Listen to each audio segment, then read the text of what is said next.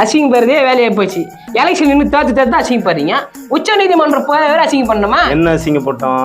இப்ப கரூர்ல 40 குடும்பத்துக்கு வேலை கொடுக்குறா சொல்லி கேஸ் போட்டீங்களே, சுப்ரீம் கோர்ட் போய் அங்க ஜட்ஜ்மெண்ட் வந்துக்குது. ஓ, ஜட்ஜ்மெண்ட் வந்துச்சா? வந்துச்சு. நான் இன்ஸ்டாகிராம்ல பார்த்தேன். நான் தான்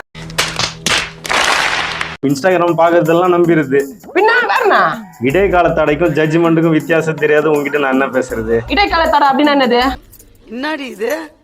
மதுரை நீதிமன்றம் வந்து ஒரு தீர்ப்பு குடுத்துச்சா? குத்துச்சு. என்ன குத்துச்சு? வேலை செல்லாதுன்னு குத்துச்சு. செல்லாதுன்னு குத்துச்சா? அந்த தீர்ப்புக்கு தான் தடை. இன்னும் ஜட்ஜ்மெண்ட் வரல. அப்படியா? ஆமா. இன்ஸ்டாகிராம்ல வந்துச்சு சொன்னாங்களாப்பா?